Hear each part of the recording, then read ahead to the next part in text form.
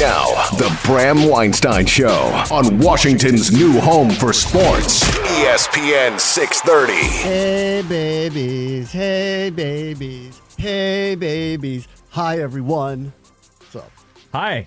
Happy birthday. Thank you. Thank you very much. Are you going to serenade me with birthday music today or no? I thought you were talking like me personally. No. You I don't want you me to sing. You don't want me singing. No, Come on, man. Are we getting like the Beatles? Is that happening today? Sure. Yeah, I'll work it in there somewhere. No, I'm just asking. I'm not demanding.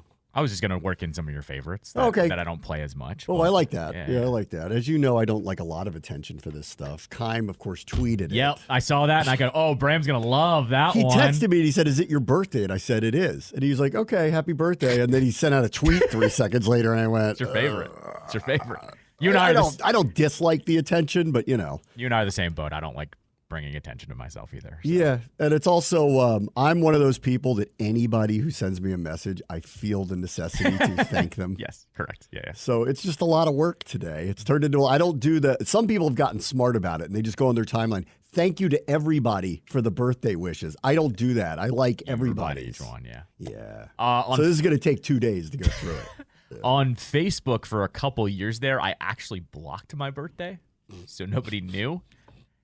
And then when's your birthday? I don't have one. Right. No joke. Yeah. But then I realized, like, you know, that is the way some people, that's the only way they know. Yeah. And so I unblocked it, and then all my family members that, you know, don't have my birthday memorized did that. I don't Your dad? No. Did I tell you that story on the air? Do you remember that one? What? He doesn't remember your birthday? He forgot it one day or one year. Yeah, one time. It happens. He's gonna kill me because I'm saying this on the air. It was a day in high school. It was early in the morning. He was driving me to school, and like he was just going on with his day, and he just didn't put it together that it was my birthday that day. And so, like, was it one of those like he just called you and you thought he was calling for your birthday, but you were like, no. Well, same and vibe. You're like, no. Hey, we were in the car. And he's just talking to you, and like, then you realize he's not gonna say it, and now it's like, do I tell him it's my birthday? Like, so same vibe, but he was driving me to school, and so the whole ride, I'm like, you gonna wish me a happy birthday? Yeah. And it doesn't happen. Oh. And then I don't really get salty. I just didn't really say anything. And then he called me on my cell phone in school like 15 minutes later being like, oh, my God. Sorry. Yeah. All right. That's cool. Yeah, it was fine. He made up for it. It was just. I think it was your dad that tweeted at me, or so I posted something about last week when someone posted the NFC Championship video of the Redskins beating the Vikings. Okay. And I wrote, like, I was in the crowd that day. So a lot of people responded to, I was there too, or that was greatest day, or whatever. And I think it was your dad that said, I was there too. I would have bought you a beer. And I wanted to respond, I was 14. 14. But, you know, thanks for the thought. But I was 14.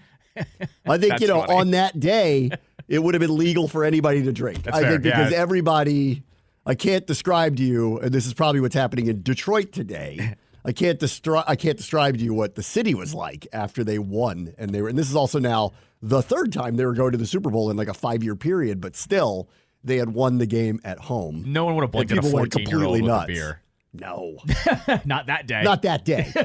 Any other day, sure. Not that day. Right, Not exactly. that day. Yeah. All right, let's start with the playoffs. All right, let me start with, what do you want to do? NFC or AFC? Which one do you want to do first? Let's start NFC first. I think I think there's more storylines going into that game from the two games. Which one? The Detroit?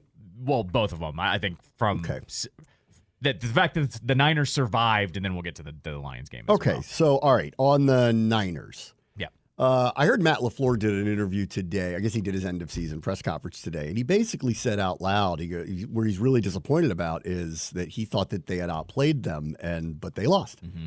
And I agree with that. Right. I agree with that. Brock Purdy was all over the map, actually. You know, he was more inaccurate than usual. Then Deebo Samuel got hurt, so that hurt them. Yep. They haven't had really a pass rush, the last couple games. They haven't really had much of a pass. They didn't have it against us either.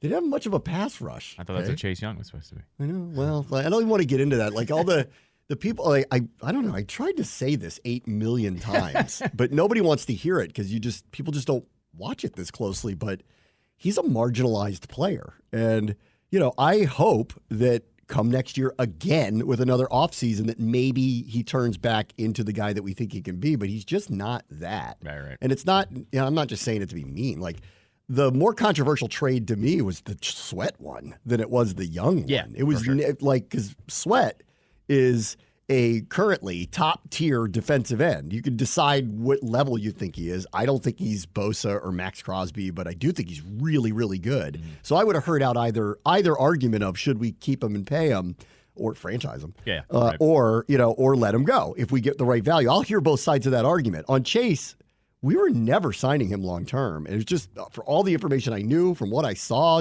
we were never doing that. So trading him always made sense to me. Right. And I think you're seeing it in real time. He's not making them that much better. Right.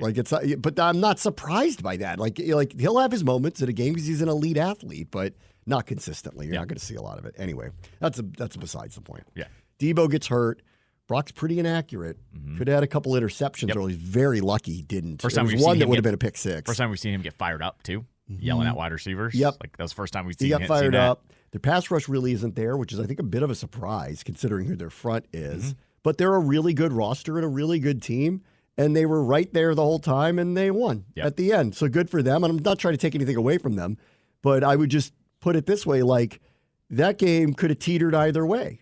And the way Green Bay had played the week before, I'm not surprised it was close. I just didn't feel like they could replicate that against San Francisco, who's kind of been there, done that on this level. Dallas has been there, but they haven't done that. Yeah. So, to me, it's not until they do it. And we'll get into Dallas later because everybody's gone nuts down there, which is great. It's fantastic.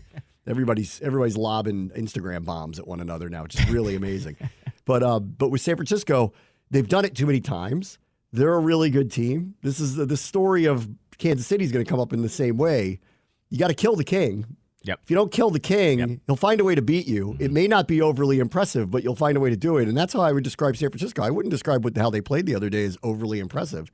So much so that I'll get to a point about that heading into this week because I think everyone looks at this and goes, it didn't matter who won that other game. They're going to go out there and lose. And I actually don't feel – I think if it was Tampa Bay, I'd feel that way, but I really don't with Detroit. And I'll get to that in a minute. So with them – like, they made the plays they had to make. When they were down late, they did go down the field and score. So it's hard to overly complain. The conditions were terrible. I mean, it was pouring the whole time there. So there's that, too. But defensively, I didn't find them to be overly impressive. And offensively, once Debo went out, they were relatively pedestrian outside of a couple of big plays by McCaffrey and Kittle. Just a couple. Right. So they're not like, I say this all the time. It's not who you play, it's when you play them. And right now, if they were playing this game tomorrow, I would like Detroit to win outright. So now I want to reserve the right to change my mind by the end of the week. But right now, I'm not just trying to I picked all four games this past weekend. I actually think Detroit right now is playing better than them. So I wouldn't be surprised. I wouldn't be surprised at all if they go out there and win the way things just stand right now from what I saw from them the other day. The only thing I will say is the end of that game, and not to get too much into next week already, but the end of that game reminded them your offensive line is a bunch of studs, and you have one of the best running backs in the league. Yeah. Go back to that, and all of a sudden you got a chance against everybody. It doesn't matter who you're playing. So that's the only thing I'll say is he's also constantly sitting on the bench getting his thigh rubbed. Remember, he got hurt in the game against us late in the season, didn't have to play in the last game because they had the bye, and it was already salted, so they didn't have to do it. Yeah. And then he wasn't the same. Now, he had a couple big runs, obviously, and he had a touchdown late, but he's not all cylinders, and he's managing through all of this. Yep. So they got to figure out a way to get through this and hope that those 2 weeks are enough to get those guys back for them close to 100%. But this game's coming up too fast, in my opinion, because Debo's 50-50. He's not 100%. Their pass rush doesn't look the same. Mm-hmm. You can beat them deep. You can. That's always been the one issue with them. And this team could beat people deep if they get time. If you're not going to get pressure on Goff, you're actually going to be in trouble against them. Sure. So it's more than a puncher's chance right now for Detroit. So the miracle might actually happen, which would be – this would be incredible. This would be the most incredible, the script of all scripts. The season started Detroit, Kansas City. Yep. If it ends Detroit, Kansas City, boy, did they catch that one right. Yep. Script writers got that one right. And plus the people of Detroit are going to. Oh. I mean. So, just don't even, I feel for them because I do think will they just be happy if they get there? Because I don't think they'll beat either one of those other teams. But, if they get there, is that enough to appease you for a year, or is it we're here, we've got to, we got to do it? It's like the second overall pick thing. It's like you got to take a quarterback because you're not there very often, so don't overthink this too much. You're there, you kind of got to win it because you don't know if it's going to happen again, frankly. I think because this is year one, and we've seen it all year long with their fans, by the way, I think they are living life right now. They want to win the Super Bowl, and like I'm really interested to see, do they buy out that stadium next week? Because Niners fans, not unlike Chiefs fans, kind of spoiled. Like, they've been to the NFC Championship game a bunch of times. They're all probably thinking, too, I'll save my money for the Super Bowl. Whereas, like, Lions fans are like, screw it. We're going every step of the way here. They've been doing it all year. Yes. They've been showing up at other people's stadiums. They were at the Chiefs opening game. It started with that. It was a banner-raising game, and the Chiefs fans let their tickets go. The one in Lambeau,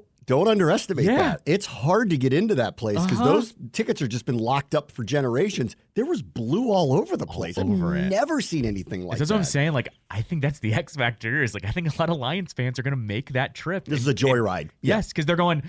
It's first ride. Like, this goes in all sports. By the way, and this is always my favorite. It's always like my favorite storyline when you get year one of a playoff run and a fan base that's like been raring to go for a long time. This is what I think Sunday's going to be. Like, I think there's going to be a ton of blue in the stands because Niners fans, it's funny, Niners fans travel well, but I just think they've been so spoiled, they're going to let those tickets go to help pay for Super Bowl tickets. This is how I want them to show up to the stadium, though. I want them to go full Mad Max, like the Caravan, and I want the crazy-looking guitar player to be Eminem on the front of it. And they're just driving, and they're all in masks and paint, and they're huffing things, and they're ready to take over the world. Right. And I'm very happy for them. But as far as San Francisco goes, that's a really good team. They're tough to kill. They didn't play their best. Yep. They easily could have lost. I give Green Bay a lot of credit because they went from where they were at the beginning of the season to where they are at the end. Ought to tell you the program they're running there because they're a little ahead of the curve, frankly. And they got to it by the end of the year. They should be feeling really good about where things are going because I think they now know that Love is their quarterback for at least a period of time. Those receivers really came through. They're all really young and inexperienced, but they really came through. Their offensive line got better as the season went along. This tight end they picked looks like the guy in Dallas, looks like Laporta, like he's really come along. Their defense got better as the season went along, and they became formidable at just the right time. It was hard to see it coming, but Dallas choke jobbed as usual, and Green Bay was ready to seize on it. Yeah. And here they were in what was a tough spot. They're dangerous again. Like, they are clearly extremely dangerous again. So I think their season is a massive success because early in the year, no Rodgers, don't know about Love. They had some injuries. Aaron Jones missed a lot of time. Their receivers were either out or you couldn't rely. They weren't Devontae Adams. You can't really rely on it. They had a lot of no-names running around out there. And all of a sudden, by the end of it, they looked like a real team. Yep.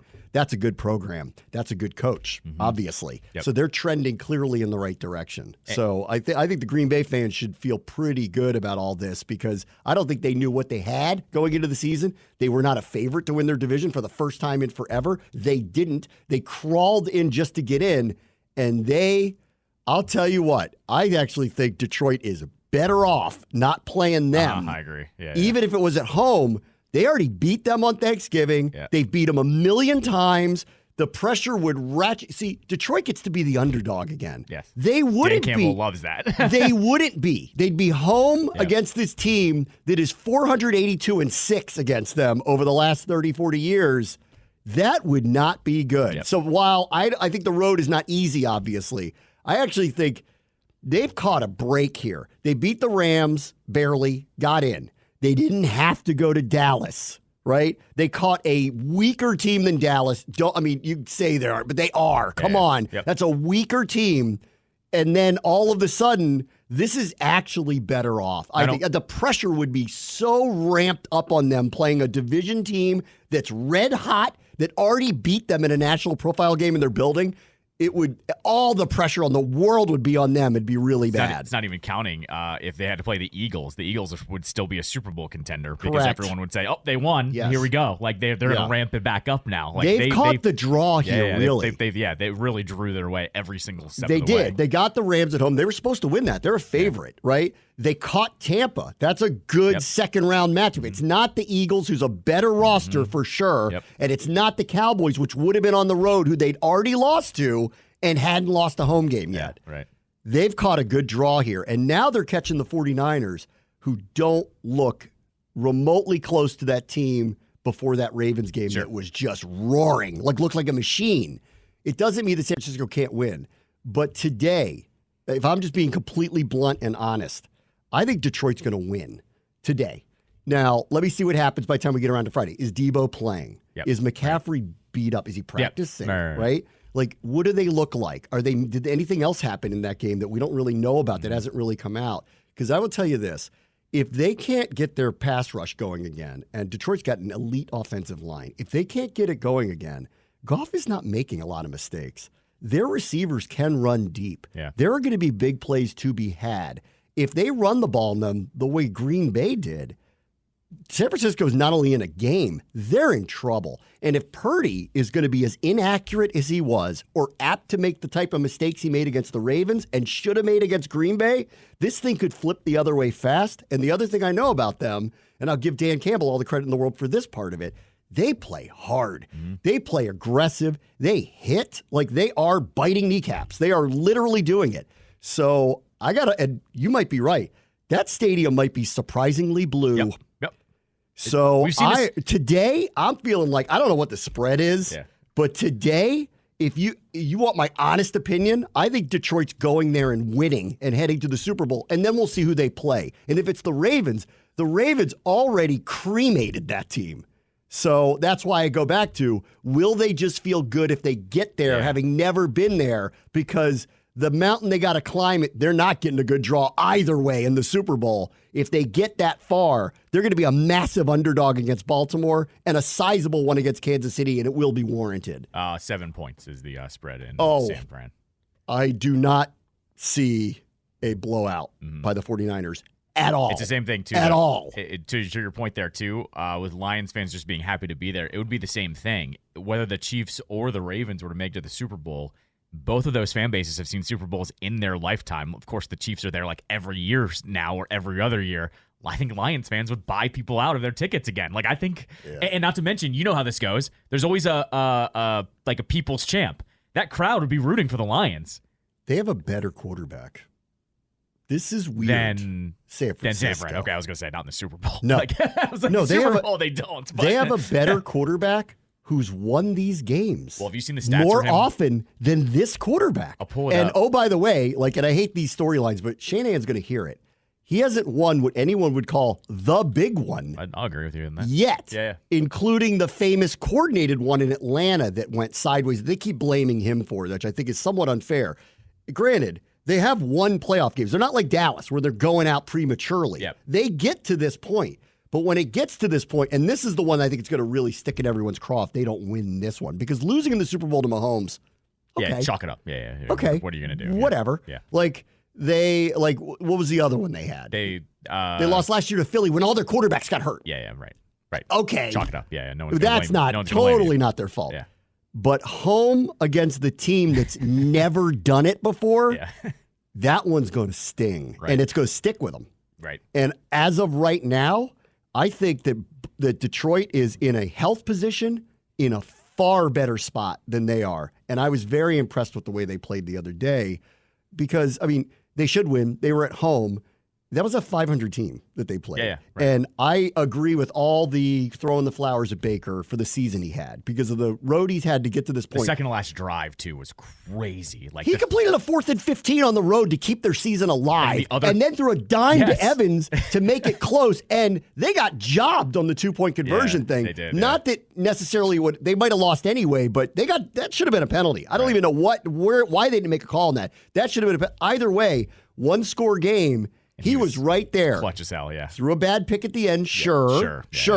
Jordan Love, same thing. Jordan Love threw a bad pick at the end. And I think that's the one thing's probably going to stick with him. Yeah. Because Green Bay coulda, woulda, shoulda won anyway. They had plenty of time. They coulda, woulda, shoulda won anyway. And they didn't. And these quarterbacks made mistakes at the end. Detroit, though, not that they felt in control, but I never felt like it was going the wrong way. No. Green Bay's game against San Francisco, I thought Green Bay was the better team for the majority of it. They just didn't end up on the right side of the scoreboard. That's why when you were saying, like, oh, this was like a good year for them because they weren't supposed to do anything, it was the way they lost the game, though, that killed those fans. Like, they should have had 2 touchdowns in the first quarter, and it's total, like... I got to tell you, they're staring at this right now going, we know we'd go to Detroit and win. Yes. That means we'd go back to the Super Bowl, and we'd be a massive underdog, and we really shouldn't beat either team because we're playing with everybody on this level. Right, but it'd be first-year reset. We made it to the Super Bowl, like, effed around and went to the Super Bowl, and then at that point, now we know Jordan loves the guy. We're not worried about it. It would totally stick it to Aaron Rodgers. It would have been the most amazing thing to stick it to him. Well, at the same time, too, psychologically, the rest of that division's going,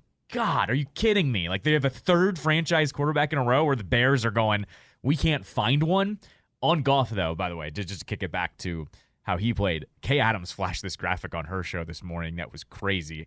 Since week 10 in the 4th quarter, he is first in pass yards per quarter with 92. He's first in completions percentage at 73.9. Tied for first for passing touchdowns, 7.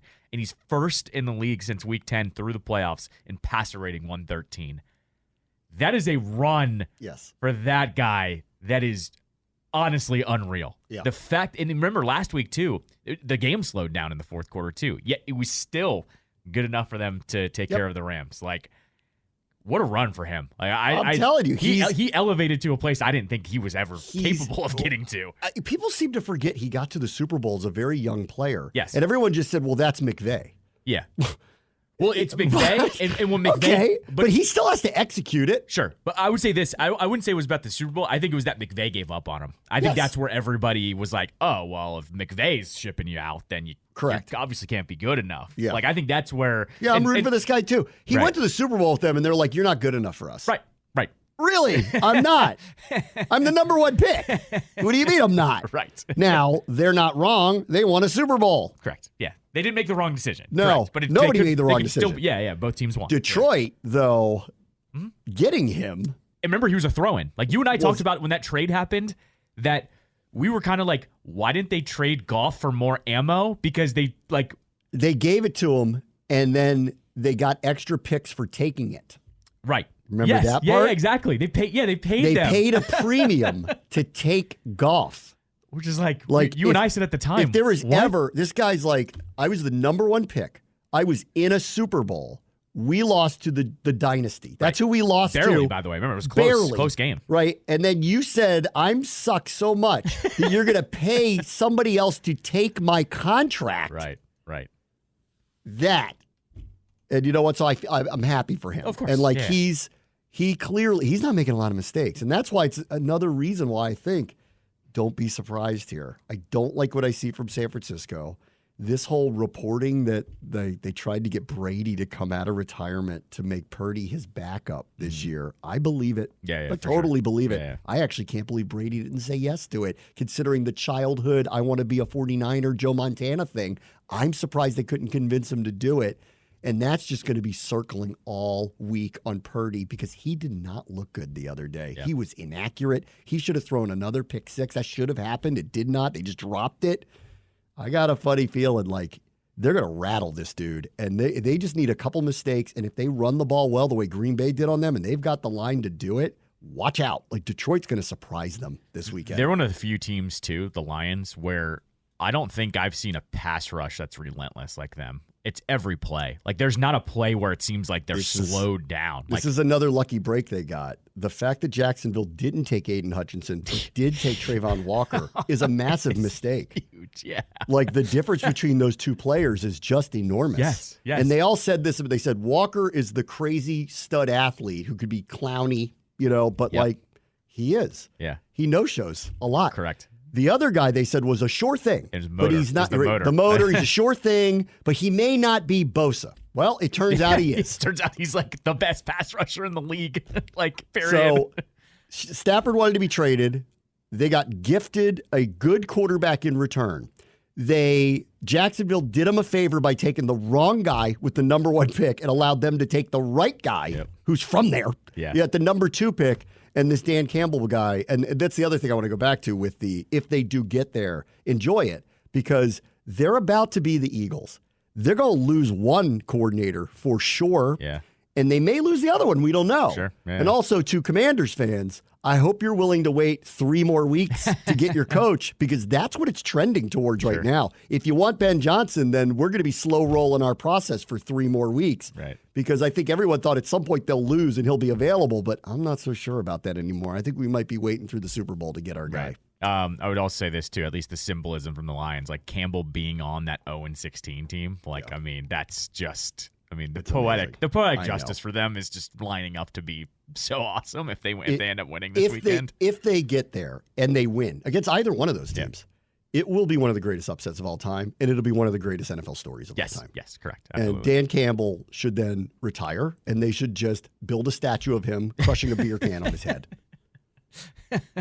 I don't know. What is the statue made out of? Recycled beer cans? I mean, they got to do something cool for this guy. He will go down as the all-time Detroit legend. Like, it'll be him, Isaiah Thomas, Red Wings. Got to pick out some Red Wings. Geyserman. Tigers had some times Geyserman and all those guys, the Tigers won too, so I guess. All right. But for the Lions, he will go down as the all-time legend if they actually go and pull this off and knock off San Francisco and whoever in the Super Bowl. But they'll be a massive underdog against either one of them. Yeah, absolutely. But they'll enjoy that. Yeah. Well, I'm actually surprised there's this much of an underdog. When you read that spread to me, that actually sounded higher. I thought Vegas would be a little sharper and say like 4. But now you said 7. They're not that against these. Not this week. A month and a half ago, maybe. Yeah. But this week, the way Purdy's playing and the injuries they have, no, they're not. It's the same thing, too, though, with the Lions. I think Lions fans are embracing this all as well. I think they're also going, even if we lose, we're still building this thing. Like, they're still drafting well. They don't have any bad contracts on the books. Like, they don't, but remember, Ben Johnson will not be there next year. It will be a new coordinator. Aaron Glenn may or may not be there next year. There might be a new coordinator. Go ask the Eagles how that went. When they lost the 2 coordinators, they went bust. Real fast. Here's the thing, though. The Eagles got cute and started forcing the ball to A.J. Brown. Dan Campbell's going to go, we have maybe the best offensive line in football and a couple good running backs. You can't screw that one up. That's another one. Everyone made fun of him for picking Jahmyr Gibbs. He iced it yesterday. That looks okay now. Yeah, right, exactly. That one's looking all right. And then same thing on if they lose Aaron Glenn. He's going, we have a pass rush. Scheme up whatever you need to. I hear you, but I'm saying two things. I said this for the Eagles going into the season. You lose 6 starters and 2 coordinators. Don't tell me everything's the same. Sure. It's not. Right, but those are 2 basic things is what I'm saying. Definitively, Ben Johnson is getting a head coaching job. I think it'll be here, but if it isn't, it's going to be somewhere. Right. So they're losing him. So they better figure it out this year one way or another. Right. And then they can go down all-time. This is an all-time team. They will talk about this team in Detroit forever. Oh, yeah, of course. Of course. Dan Miller's going to go Jason Kelsey and take his shirt off and jump out of booths. You've got Eminem, who's like been ride or die with them from the beginning. Dan Miller might date Megan Thee Stallion next year. I don't know. I don't think that's going to happen. It's possible. Is that her type? Let's get to the AFC next. Brad, why don't you show ESPN 630 Sports Capital? Very few songs that have like live audiences that you enjoy the background noise. This is one of them. Johnny Cash doing Folsom Prison is amazing. Hearing the prisoners cheer when he talks about killing people. Pretty amazing. Killing a man to watch him die? Yes. Manish Boy, one of my favorites. Happy birthday to me, playoff. There you go. It is one of my favorites. All right, let's get into the AFC here a little bit from yesterday. Let me start with the easy one, which is Baltimore. As predicted, it took them a little bit, but they ramped it up. And in the second half, they looked like the machine they've been throughout the course of this year. Mike McDonald's stock is going up and up and up. They gave up 3 offensive points to the Houston Texans. So they're the ones that figured out how to shut them down. And then this is Bobby Slowick off the Shanahan tree, and they're the ones that went to San Francisco and shook that tree dismantled them. I mean, they've dismantled everybody. Like I feel like I said this in the last couple of weeks of the season. They're like the quietest 1 seed in a long time in terms of just how badly they were beating people down the stretch, and they weren't making noise about it. Like, they did it again. They did it to the Texans. Like, they're a machine. Like the Texans were a classic, probably overachieved a little bit this year. Sure, but they put 45, well, not 45, but they put up over 30 points on the best defense in the NFL. I mean, that's pretty impressive. They didn't just they were. By no, I think not unlike I would say this about, I think Detroit's or Green Bay season, really, because Green Bay was in a kind of flip around season. Yeah. This is got to be above and beyond than anything that they could have thought was going to happen this year. Right. If I told you at the beginning of the year, they're going to be 10-7, you're going to end up winning that division, you're going to win a playoff game, you'd take that, right? Yep. And then you're going to go to Baltimore and you're going to get roasted by a team that looks the part. Yeah, exactly. Totally looks the part. Yeah. And, they did a lot of things that first-timers in the playoffs, it's first time for them in a while, first time with this group for sure, first time with this coach, first time with this quarterback. They did a bunch of things that you see from inexperienced playoff teams. They had 8 pre-snap penalties. Yep, right, exactly. I mean, they weren't. It was sloppy. Yeah, it was sloppy. They weren't buttoned up. You make little mistakes like that are the difference between you and the good teams. But Stroud this year had an amazing year. I think it's a very interesting vote for Offensive Rookie of the Year because Puka broke a record for catches by any rookie ever. And Stroud, I think, was a lock to get it and was even in MVP conversations for a while. So that's a weird vote that they're going to have to figure out if they could split it, that would be fair. But they got to figure out what to do with that. But that's a hard one. One of them, both are deserving. One's going to lose. I hate taking these one-game scenarios because everyone's like, well, Bobby Slowick's stock is down. No, it's not. That was a rookie quarterback with a group that hadn't been there before that played the 1 seed and lost. Duh. And by the way, it was tied at half, guys. I don't know where you were. Mm-hmm. And then everyone turned Mike McDonald into greatest defensive genius mastermind of all time. That's right. beating a rookie quarterback in a playoff game. So let's all slow down on everything. That said, I said this, 4 or 5 weeks ago. We need to take a close look at him. If they're being bluntly honest, the Commanders, about what their coaching search is, and they say, we're looking for the best leader, we don't care what side of the ball, I think it's hard not to take a hard look at what's going on up there because their defense, when I look at them personnel-wise, I see a good team, not a great team, with not a lot of difference-making players, you'd think, but they're acting like it. Yep, right. They're acting like it.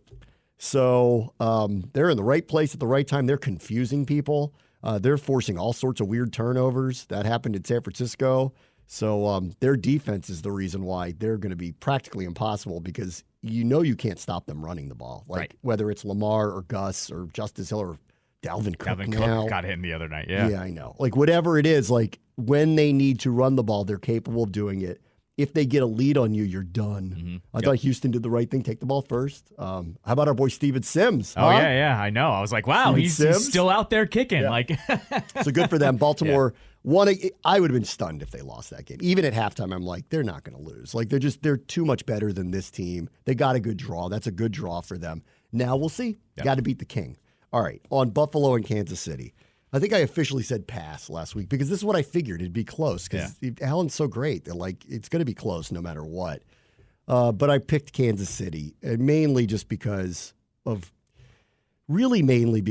think what was underreported throughout the week was how many injuries Buffalo had. Mm-hmm. So I looked at them defensively and I'm like, there's no shot. They're not going to stop them enough, right? So all that's out there now is Allen needs to be great. And that's possible. He may do crazy things. Sure.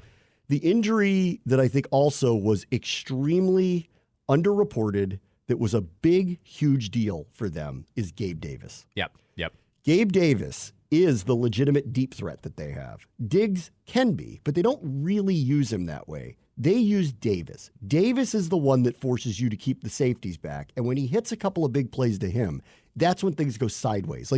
They can mess around and score 25, right? Yep. But when they hit a couple big ones, they're bordering on 40. Mm-hmm. And now you got to keep up with them. Allen's going to make a couple plays here and there.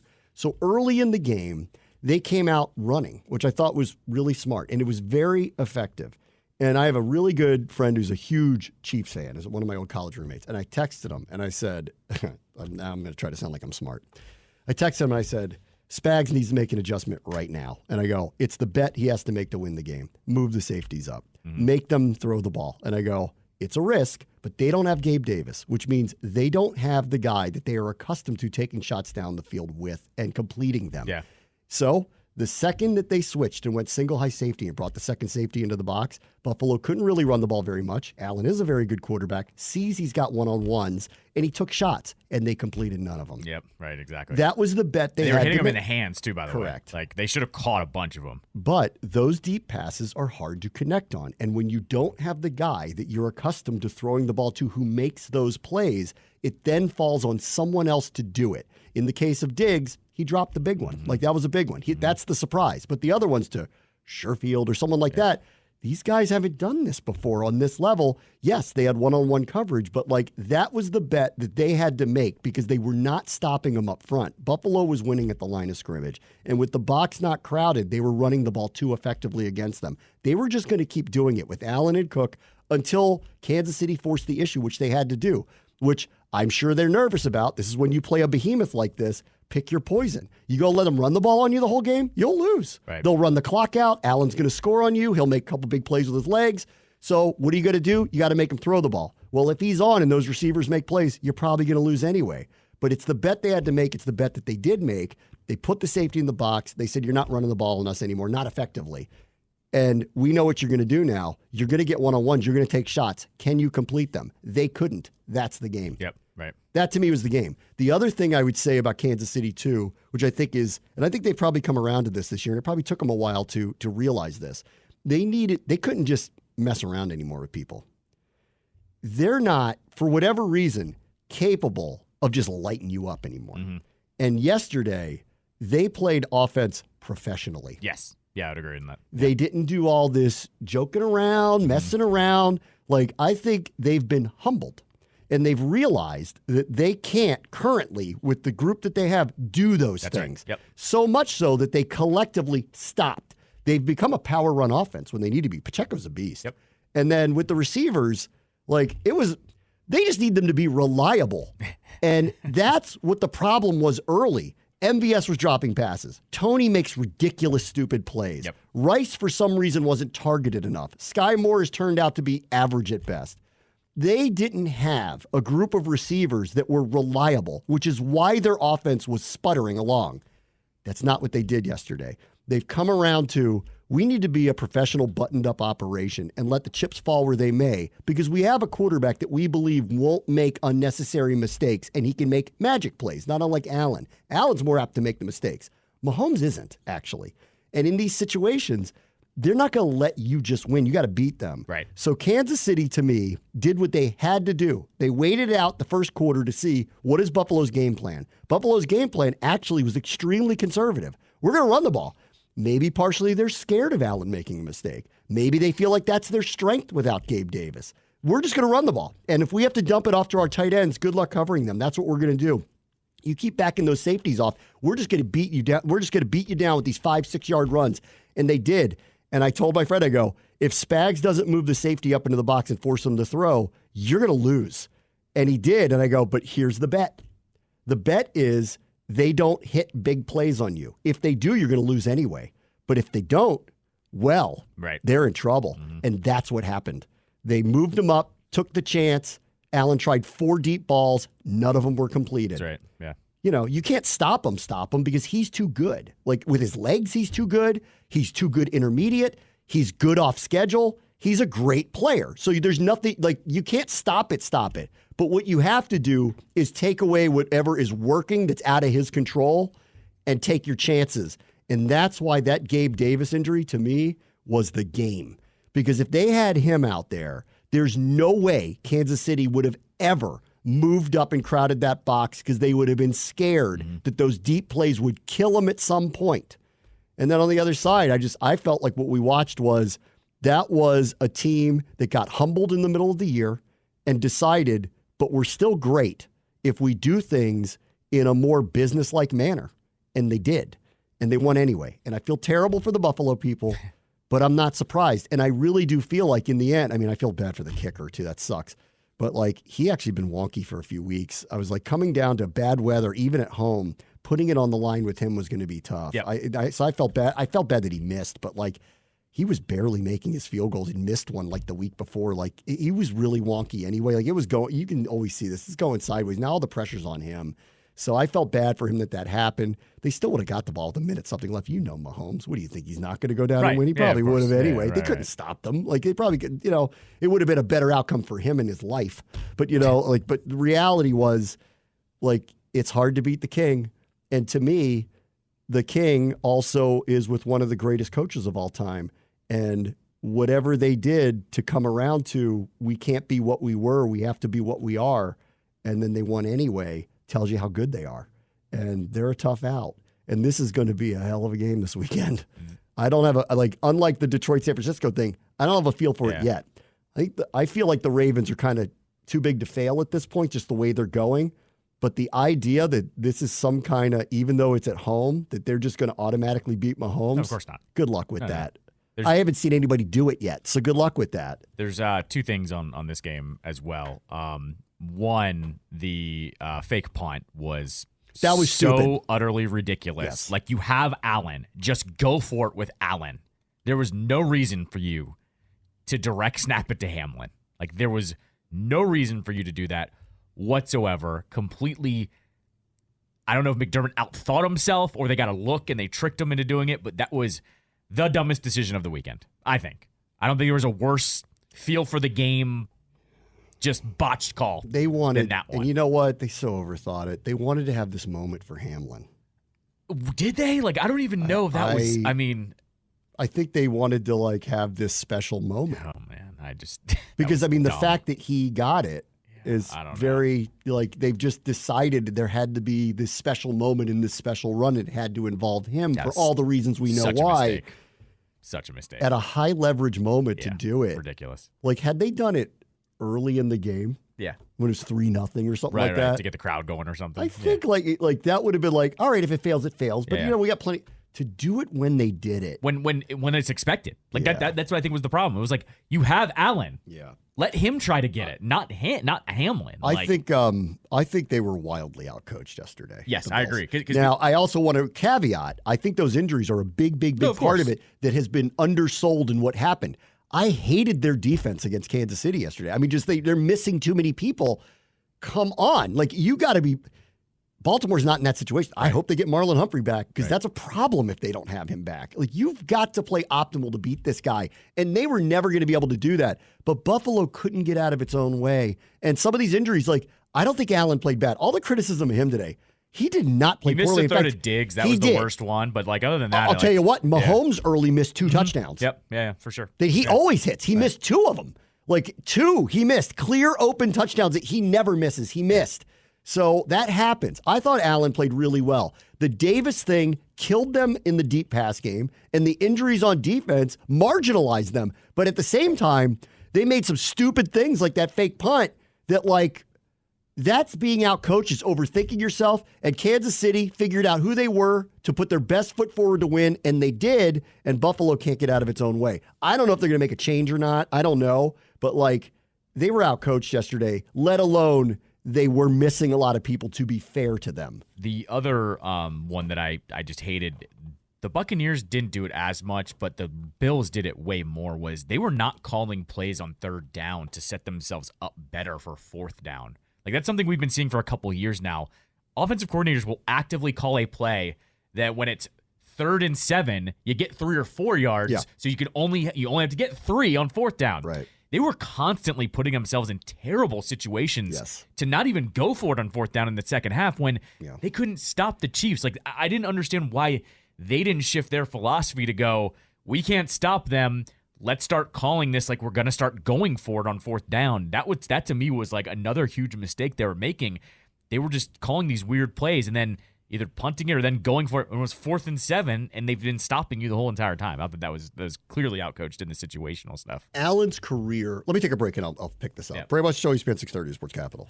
This is if not my favorite Grateful Dead song, it's up there. I never like to say it's my favorite because anytime anybody likes Grateful Dead, it just gets mad at you, as if you're not allowed to really love this song.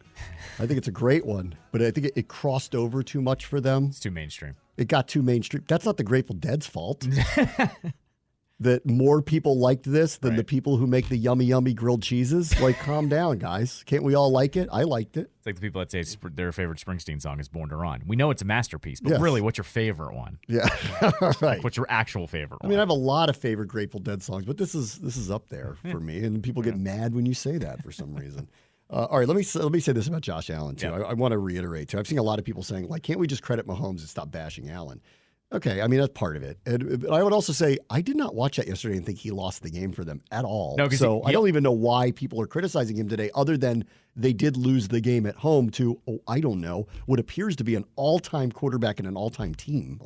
He also avoided the massive turnover too. Like he fumbled early, but they fell on it, and that was it. He didn't throw some crazy YOLO pick. Right, exactly. The deep passes, they weren't completed, but they were good throws. Yep. They were the right throws to the right people. They just weren't completed, which goes back to my theory of the Gabe Davis thing was actually a really big deal because in the past, he's the one that makes those 2 to 3 plays in these games that are killers for them. Him not being out there was a big deal to me.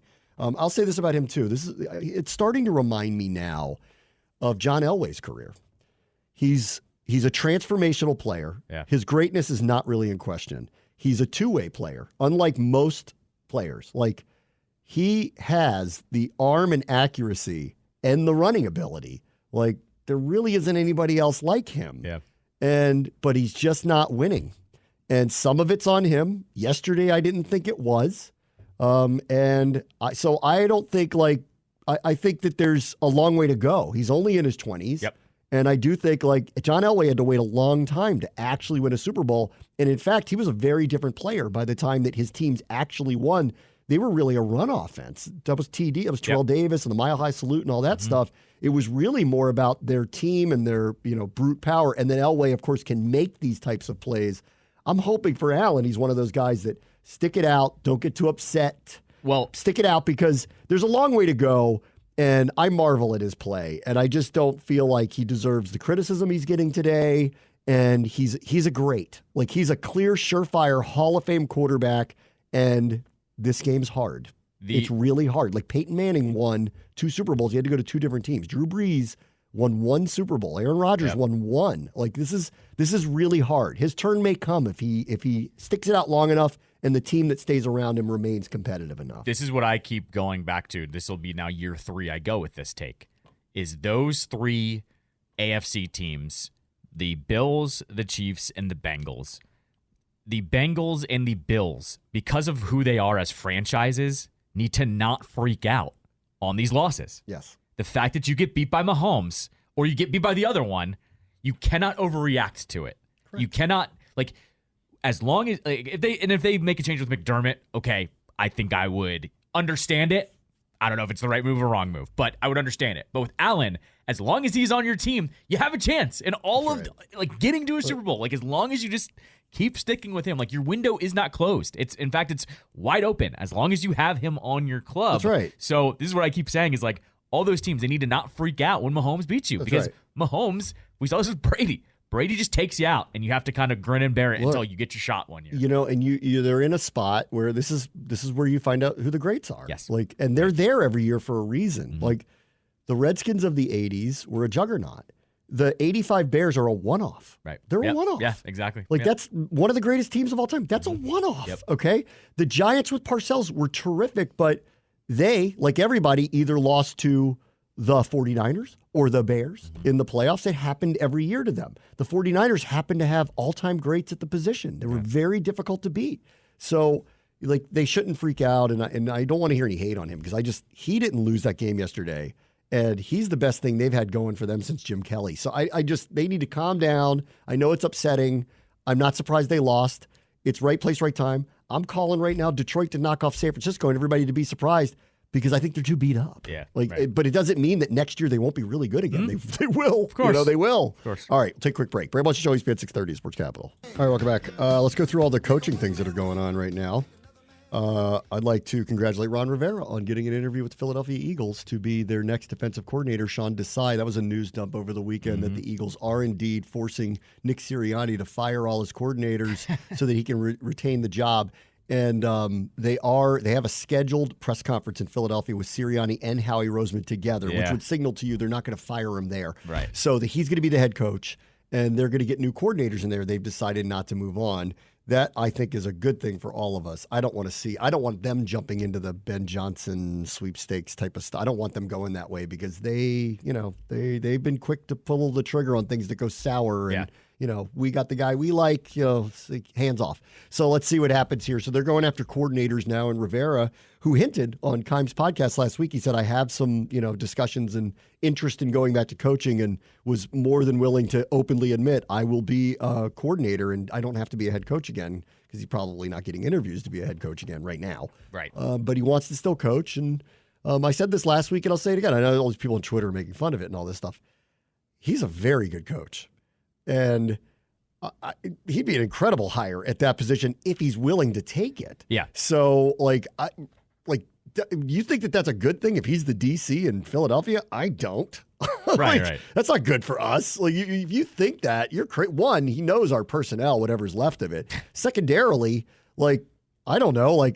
What makes you think he's not a good hands-on coach? Because that's what he would be again, as a hands-on coach. Right. So I don't know whether he'll get the job or not, but I don't dismiss this as funny or anything. I think he'd be an incredible hire for somebody who wants to bring him in as a DC. I'm surprised he wants to do it so quickly after the experience here. Most guys like to take a little time, but he's going, no, I want to go back into it. So good for him. He probably doesn't know how many years he has left. He's probably might as well just keep going if he is willing to do it. I think it's good news either way, though, that this is about as close as you get to a new head coach, though. You're getting another 2 coordinators the year after you had the other 2 hired. That sometimes makes a team really wonky. That'd be 3 offensive and defensive coordinators in 3 seasons. That's not stable. I think in the case of Sirianni too, he had what Sirianni did, and this is whoever becomes our head coach, the next most important thing is going to be who he hires as a staff. Yep. That's the biggest part of this whole thing. You look what happened to the Eagles this year. It clearly Steichen and Gannon were really good coordinators. Got jobs immediately. Yep. The Colts overachieved. The Cardinals were at least competitive, but look what happened to Philadelphia. They did not replace those guys with people that got the same output out of not the same team, but at least on offense, virtually the same team, right? Yeah. Well, they could not get it. Well, in fact, got so wonky, freaking Matt Patricia. That's right. Was taking over, and even everybody was like, what are you doing? What are you doing? Because that hasn't worked out with that guy in years. That's right. So that'll be important for us, who it is. And I would say, for them, they don't dismiss this. They might be looking at this. Lurie might be looking at this and going, it might not be bad to have a former head coach on this guy's staff to advise him a little bit along the way, because he may need a little extra advice from people who've been around the block a million times. Right. And Rivera, of course, has. So we'll see if it happens. Rivera also was a coach there under Andy Reid years and years and years ago. So he's got ties back to, in fact, when I saw Merrill Reese up in Philadelphia, I love saying hi to Merrill Reese, the legendary voice of the Eagles. Every time I see him, he goes, say hi to that Ron Rivera. Loved him. I played golf with him, in 2002. So that was great. Is that Merrill Reese or Matt Patricia? Mickey Mouse. A little bit of all of it. Merrill's got that high voice. He does, So, all right, so there's that. All right, then the other news over the weekend, Eric Bieniemy got an actual full-on interview here to be the head coach. Yep. Why is everybody surprised by this? I don't think anyone's really surprised. I think they were surprised with if he was a candidate, how late it's happened, I think, because his name was never thrown out there with all the other guys. So, I don't know. He was here. I don't know why, if you're Adam Peters, you wouldn't talk to him. Yeah, right. Whether to be the head coach or not be the head coach, I want to talk to him about who we have on this team. Sure. And I want his opinion on all of it. Yeah. And I want to hear every last detail about it. Right. And then I do want to hear from him, okay, we're doing this. What would you do differently? Exactly. Yeah. You know the team that we have. They're not all going to be gone next year. What would you do differently? And I would want to hear what he has to say about all of that. How would you structure this differently than it was a year ago? Would you take at number 2? Correct. Mm-hmm. I want to hear it from him. So I'll say the same thing about him that I said about Rivera. I know everybody was all over him too. I also think he's a very, very good coach. Right. I think the situation was a mess last year for everybody. Rivera's kind of admitting the mistakes that were made now. EB came into what I thought was a very tricky situation, which I always landed on. Why did he want the job? Just based on why would you come here to take on an inexperienced quarterback in a year where the team's being sold and the head coach is fighting for his job? So what do I not know about what's going on here? Right. And only he and Ron and everybody know what the truth is of what was being told to one another. And I'm not going to accuse anybody of anything, but we can all take our conspiracy theories about what was actually happening here that clearly didn't go the way anybody thought it would. But they all took a crazy bet on something. It didn't go very well, but I do want to hear from him. Yeah. I don't think he's the front runner to get the job, but I do want to hear from him. And anybody who was sitting there going why would they interview him? Why wouldn't they? He was here the whole year, and he's been a coach, an assistant coach at a high level on Super Bowl champions. Why wouldn't you want to hear what he has to say? Right, of course. So that one happened. I'll be interested to hear if there is a quote-unquote second interview with him. That'll be very interesting. And, remember, too, this ownership group didn't hire him. They don't know him. That's right. Yep. That's so true. they got to get to know him, too. Yep.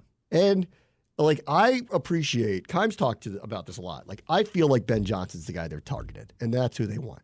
Unlike Adam Peters, who was the slam dunk. They wanted him. He wanted them. They didn't even... They couldn't even hide it.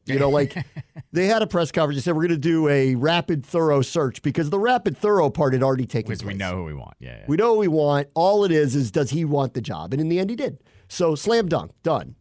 I think Ben Johnson's the choice. But they have said from the get-go of this, we are not dead set on one person. We are having an open conversation with a lot of people. We want to pick the right quote-unquote leader. Mm-hmm. And I believe them. Right. I believe them. Yeah. They haven't lied to me yet, so I believe them. So we'll see where it goes. Dan Quinn's going to have a second interview. Raheem Morris going to have a second interview. I'm very interested in Raheem Morris. Yep. Yeah. No, I think we've all said that the second go-around with him, I think everyone would feel good, with the second go-around of being a head coach. Everyone says he deserves a second spot, too. No doubt. Yeah. So I'm very interested in what's going on there. He also has been part of a program that's won a lot recently. Right. He also has been a head coach before. Everyone talks about his reputation. Everyone talks about his relationship with the players. He seems like a slam dunk for somebody. I don't know if it's us, but he seems like a slam dunk. It's somebody's going to get a really good coach if they take a chance on him and bring him in. Quinn, I don't know. Mm-hmm. I don't know. I know what he did in Dallas. I've known it intimately watching this. I think he's playing with a full deck down there with those players that he has.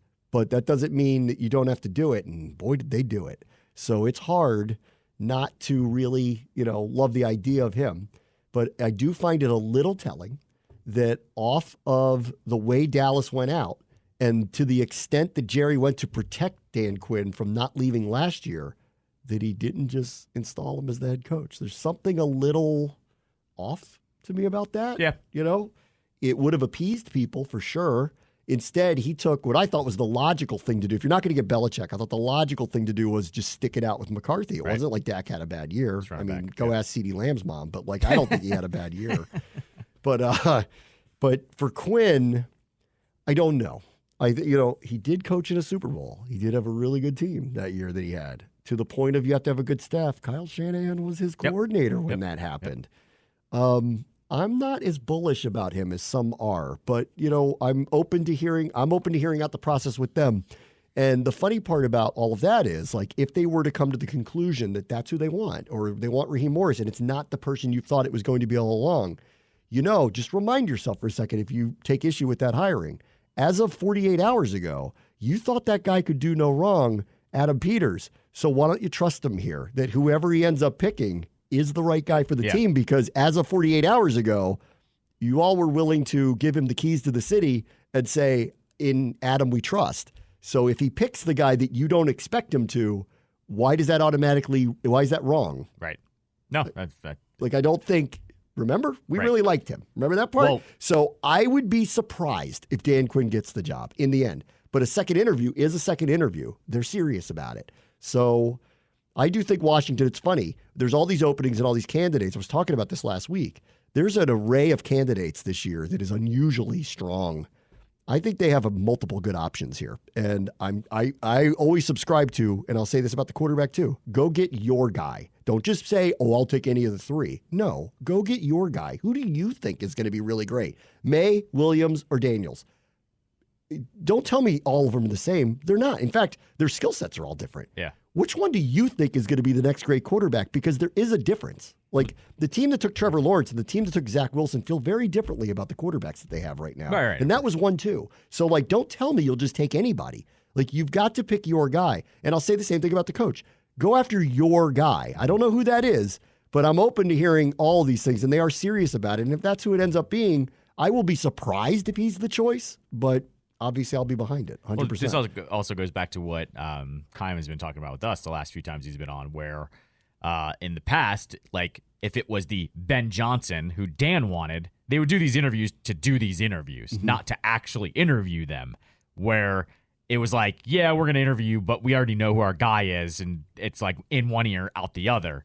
And even if they impressed in the interview, they weren't ever going to kind of overtake that candidate, where it feels like now it is much more an open forum of clearly Raheem Morris is getting a second interview. Quinn's getting a second interview. That they're going, these guys are legitimate candidates. And if Ben Johnson doesn't interview well, they're both legitimate, chances to be the head coach. Yeah, we haven't really talked to McDonald in person yet, too. That too. Yeah, right. He might be the best choice. Right. Anthony Weaver might be the best choice. Raheem might be the best choice.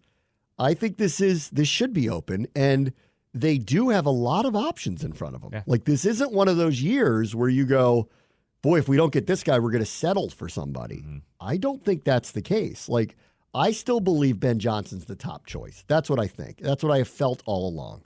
But I do believe that this is not a circus. I do believe they're doing this for real, and they might be surprised by some of the people they talk to. And the depth and experience level and the acumen of the candidates is deeper than it's been in a long time. So I do want to hear this out.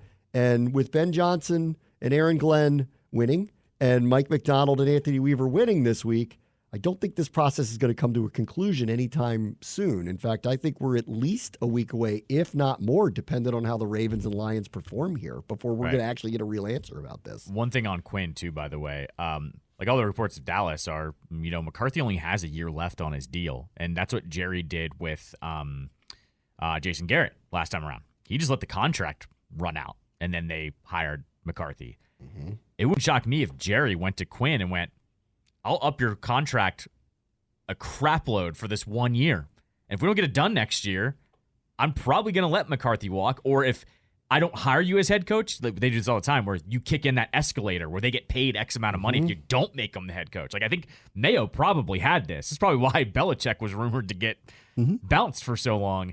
That could be another point here, too, where with Quinn, I could see Jerry kicking that in by just saying, stick around for one more year, and then the team is yours if we don't win a Super Bowl. And if you don't, I'll pay you very handsomely. Like, I think that's a distinct possibility as well. Have you seen the interviews with Mayo? The early interviews with him? No, I haven't. Okay.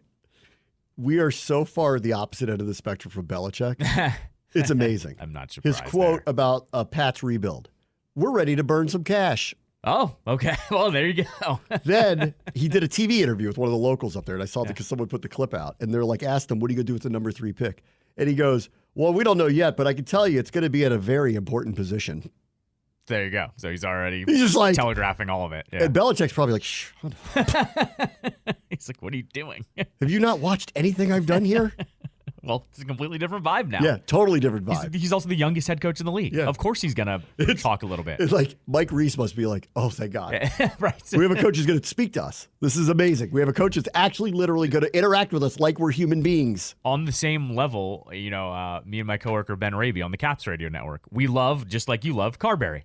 Because Carberry says amazing. Everything, right? I love him. But me and him are both like, this happens in the NHL. You eventually just learn not to say this stuff out loud.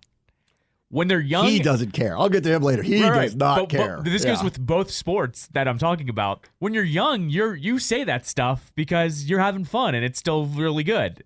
Have a bad season or two, and all of a sudden you'll kind of lock up the up the chest. Carberry's probably Mayo the same thing. He's like, I'm in year 1 of a 5-year deal, guys. That's right. Yeah, of course. Yes. I don't need to lock it up. You need to lock it up. Right. No, totally. I'll blow you up to the media. I'm just saying that's what it is. It's the media is dying for me to say anything, and I have the power to do so, sir. Right. Let's see. The Bears hired an offensive coordinator. It's not your boy Cliffy. Your boy Cliffy. It's Shane Waldron, who was with the Seahawks because they're changing over their staff. They've been actually eerily quiet through this process. We haven't heard much from them. Right. Wonder what's going on up there. They're very quiet. They could be like us, though. They could be eyeing one of those guys that are still in the playoffs. Are they trying to sneak in on Harbaugh? Is that what they're trying to do? I don't think so. No, not with They're Carroll. too quiet up Carroll's there. still part of the organization. Oh, there's no right. chance. Because I thought that at What's first. your deal? Yeah, I thought that at first too, but then when they said Carroll was going to step into like an advisory role, he ain't advising them to get that guy. They hate each other. What if Pete Carroll then goes to Michigan? Well, I forget who kicked this around. They were like, Pete Carroll to Washington? To do what? Because they lost the head coach? In college. Oh, University of. Sorry. Oh. Because then someone said... Well, they already hired a guy. Yeah, I know. But that was kicked around of if you had done that, easy transition, same area, people would have loved you for a while. You already did it with USC. But yeah, you're right. They did hire somebody. But, so let's see. Yeah. The Bears hire this guy, and it's only important for us because we're all trying to read the tea leaves. What are you doing at number one? Right, exactly. If they had hired Cliff, I think we all know exactly what they were doing at number one. That's a plant from the Williams family. We want him to be here. Sure. Clearly, that wasn't a directive. They didn't do it. They hired this guy. Okay. Does that more lead you to believe that they're working with Fields or that they're bringing in a rookie quarterback? I don't. This one I'm not sure. This guy's been around the block. He helped the turnaround with Geno. That's right. He kept Locke going too. Like they had two quarterbacks that no one circles as being amazing, and they were both pretty good in his system. Pretty good. Does he have? I'd have to look this up. We got to sleuth this out. Does he have a connection to Caleb's family? I don't know. Right. Like, is there some kind of deeper connection that was been there from years ago? Because that would kind of signal what's happening here. But his hiring threw me a little bit because if they hired Kingsbury, we all know what that meant. But they didn't. They hired a professional offensive coordinator who's been around a little bit, who's worked with experienced quarterbacks. Right. Yeah. I'm thrown. Yeah. I don't know on that one. For the candidates for the Bears, too, it's an either way situation. You're pumped. You're either getting Caleb Williams or you're sticking with Justin Fields. You can't be upset about it. Right. So it's a good win either way. But I don't know. I saw that one and I was wondering. And then Mel. There is one connection here. I looked it up. Caleb Williams worked with the Quarterback Collective, which is like a bunch of coaches and they all get together. That was run by NFL coaches, including McVay, Kyle Shanahan, Stefanski, and Mike McDaniel, and Waldron was down there as well. And Williams was in there. Yeah. And all those other guys are not available to be the offensive coordinator of the Chicago Bears. Correct. So okay, I knew that there had to be something. Way, I mean, that is a general. Because I'm sure all the top quarterbacks go there. So I think it's worth looking into because we're trying to figure out what they're going to do. I believe they're selecting Caleb Williams, but I've been waiting to see who they hire here, and is that person a Williams family plant? Right. This happens in basketball all the time. Oh, you want my kid to go play for your program? Well, his coach from AAU or his dad is going to be an assistant coach on your bench. This happens all the time. In football, you don't hear it very often, but the Williams family has not so quietly made it clear they want to know where they're going and who's going to be on the staff. Like, they're not playing by those rules. There's a follow-up here that in the 2021 Quarterback Collective camp, Justin Fields was there and Kyle Shanahan was there. And Shanahan didn't draft Fields. He drafted Trey Lance that year. So maybe Shanahan wants Fields so they are saying after this season, after the Bears, because they're trading him somewhere. Yeah. The follow-up here, though, actually is probably what makes sense the most here. And this is, hold on, let me look this up. This is some good information. This is Sonny Giuliano, whoever wrote this for Clutch Points. He follows it up with this. Shane Waldron, the philosophy is pretty much the same as McVay and LaFleur in Green Bay, which would be this similar to the two offenses Fields has already run. So essentially what he's saying is, they might have brought him in so the offense isn't totally different than the last two he's been running. It's similar in concept. So they're not having this, you're learning a brand new offense for the third year in a row. So that could also be something to pay attention to with Fields as well. Mel came out with mock draft 1.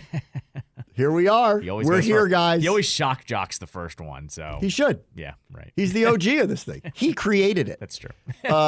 And number 1, he's got Caleb Williams. And number 2, he has? Drake May. Jaden Daniels. Oh, all right then. So, the last week or so, I haven't gone full bore into it yet because I want to know who the decision makers are because that helps me understand who they like. But I started watching Jaden Daniels, and I don't know. It's hard to going to turn that down. Oh, in a good way. Okay, I thought the way you were talking over there that was bad. No. So you're getting the Stroud feeling with him? My early feeling with him is not unlike Fields or RG3. Yeah. He's going to learn how to have to protect himself because he knew he was faster than everybody else and took a few too many hits for my liking from what I saw. But he's got the arm. The running ability is outrageous. And so let's just say I'm interested. You're a fan. I'm a little concerned that he's going to have to learn, hopefully not the hard way in the NFL like RG3 did, that the rules are designed in a way for you not to have your legs get cut off by really fast linebackers, and you better learn that early or they will. Right. Allen is an unusual specimen that seems to not care about running into people like that, and it hasn't burned him too hard yet. Right. But it will eventually. Lamar is a much wiser runner. He does not take a lot of hits. He really knows how to avoid those. Like when he sees the train wreck coming, he knows to get down. Sure. I think it's been the longevity for him because all along throughout the course of his career, everyone's going, he's not going to last. He's not going to last. He actually, if you watch him, he's actually very careful about pretty the hits. proactive about it. Yeah. Yes. Yeah. I mean, he also is just an astounding athlete. This guy, when I watch him on tape, I'm going to outrun you until he doesn't. And then he's in a car wreck. And that's a bad thing in the NFL. So they're going to have to work with him on understanding that there are a little more limitations with it. That said, he is quite a prospect. Okay. So it's going to come down to what do you like? Because Drake May is a traditional pocket quarterback. This guy is not, but he's got the arm for it for sure, too. Yeah. It's always hard with college highlights, and I need to watch a lot more. But it's hard with them because oftentimes the disparity in talent is so great that he throws these bombs and they're beautiful to watch, and the guy's 10 yards behind the cornerback who's never going to be in the NFL, but his receiver is. Right. And so it's always hard, I think, to judge that type of stuff. I'm looking more for his decision-making against good teams. When does he escape? Why does he escape? Where's he going? And then the stuff that in my just early viewing worried me was I think he takes too many hits. But I think that's something you can work with. And then eventually, you take a couple of them and you go, see, I don't think you really need to do that, right? Aren't we on the same page here? You can go out of bounds. You take the bus. Dive for the pylon when the end zone is there. But when you're at the 35, you don't need to get to the 33 that badly. Right. Yes, exactly. You know what I mean? Right. Slide. All right. So Mel weighs in early. Boy.